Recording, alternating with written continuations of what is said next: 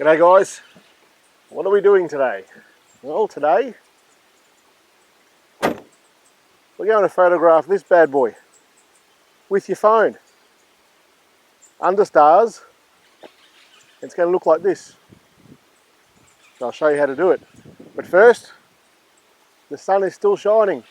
You know what they say? Make hay while the sun's shining.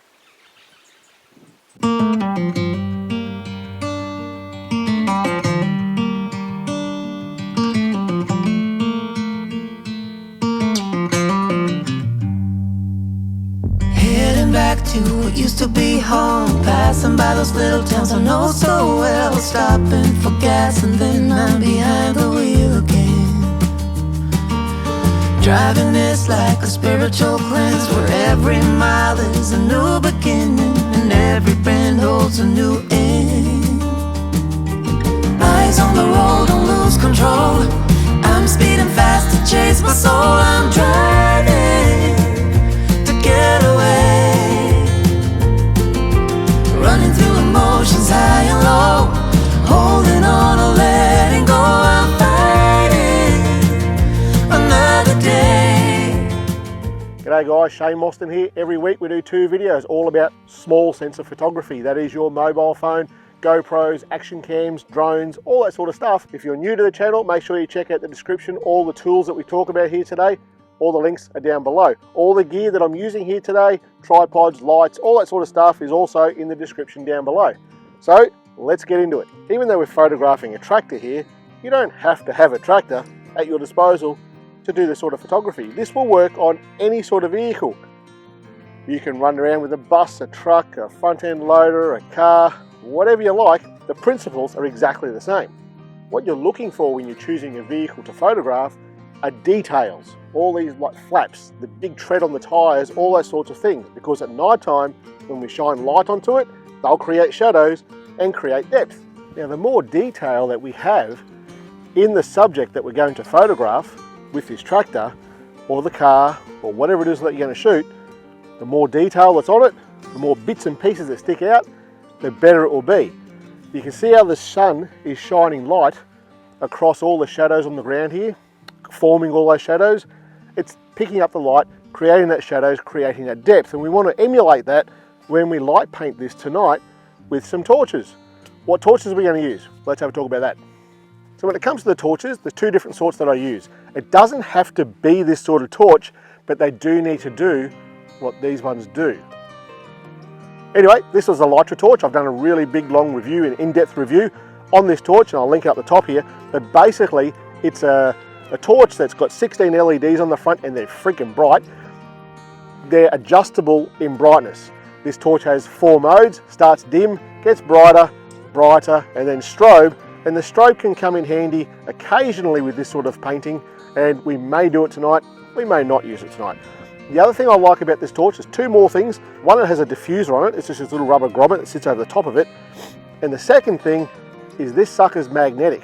So when it comes to things like this tractor, we can sit it underneath, light the ground underneath, and it'll give a lot of depth to that photo afterwards. So while these are sitting around, I've got a couple of these and I'll put them in different places, and we'll try different places tonight. There will be parts of the machine that are not lit up. This other torch here, this is what I refer to as my fill light. So when we put these suckers around the vehicle or in the cab, we'll try different things tonight, there's going to be parts of the machine or the vehicle that are going to be dark. And I'll use this light here to fill that light in, paint a bit of light into it, and it'll brighten that area of the photo up. Really important as well to have this torch also be dimmable or adjustable in brightness. And you can see there, it can get pretty bright and it can go down pretty low. So all we need now is to wait for the sun to go down, the stars to come up. We're going to need a tripod for your torch. We're just going to use the native camera app on the iPhone. We're going to use the torches, and we'll set the rest up when it's dark. So let's wait around until it gets dark and have some fun. Driving this like a spiritual cleanse, where every mile is a new beginning and every bend holds a new end. Eyes on the road, don't lose control. I'm speeding fast to chase my soul. I'm driving to get away, running through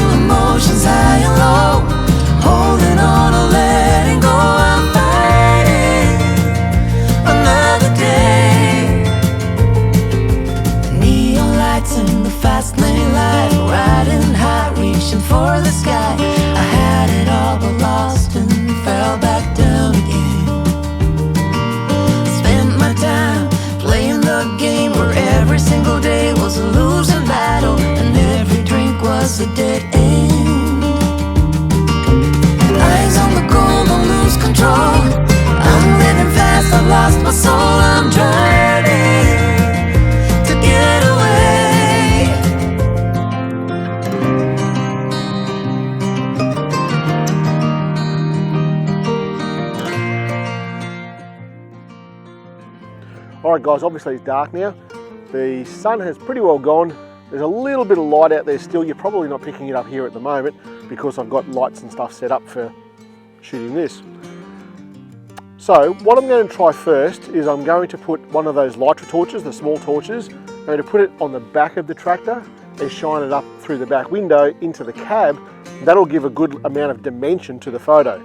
The other Elytra torch I'll put on the other side at the front of the tractor, pretty much behind the front wheel there, and light up some of the ground, some of the, it'll silhouette some of the tractor from underneath and a little bit over the top. And the fill light, the other torch, I'll use it to fill in all the dark areas. So the important thing to remember when you're using this torch to fill in the light is you want it to be perpendicular to where the torch is, well, where the camera is. So if the camera we're shooting with is where you guys are looking from right now, I want to be shining this torch along this sort of an angle here. If I do it from here, it just looks like a flash from a camera. But if I do it from over this side, if you have a look there, you'll see all the shadows that are appearing up behind all the details on the tractor. That'll give it a lot more depth and 3D look to the photo. All right, I'll just go and set these torches up and we'll shoot. So that's how the lights are set up. The phone is sitting on a tripod there with a little phone holder, like I showed you earlier. We're going to go for a 30-second long exposure in night mode on the iPhone camera app. This is on the iPhone 11. If you need to do this on an earlier iPhone, you're going to need to use like night camera app or slow shutter app, one of those two. All the rest of the principles are exactly the same. All right, so I'll just open up the phone. All right, here we go. Now we touch and hold onto there.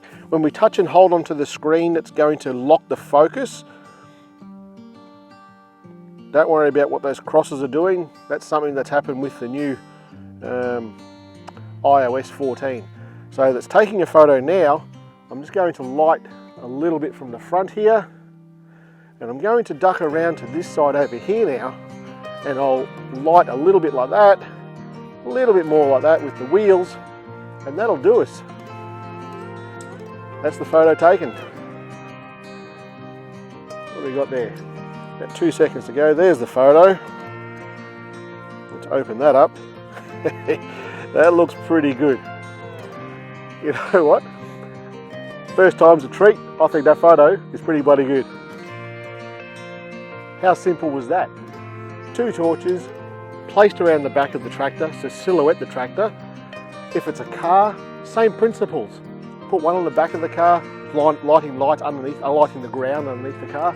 Put one with light coming through the internal of the car. See up behind me there? I've put one of those Elytra torches right now inside the cab. You can do the same thing. It doesn't have to be one of these torches. It can be any source of light that you like, and you just need to be able to dim the torch down. So this is a photo that I've just put through Snapseed, done a quick edit, and there you go. How good is that? So what is Snapseed? Snapseed is a free editing program for mobile phones, mobile devices. It's used for phones and iPads and that sort of thing. And I do a lot of tutorials also on Snapseed. I'll link up the top here to the playlist of all the Snapseed tutorials. If you head over to phonephotoschool.com.au, you'll see the website there. Down the bottom of the first page, it'll say subscribe to the newsletter. And what it's going to give you there is 2 things. First thing is a free ebook. It's got 6 tips there to get more creative with your mobile photography, all the things that I'm teaching you here right now.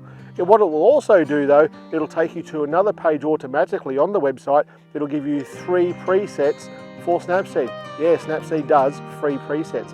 They're presets that I've designed myself. They're free for you right now. And in fact, one of them I use here tonight to start off the edit.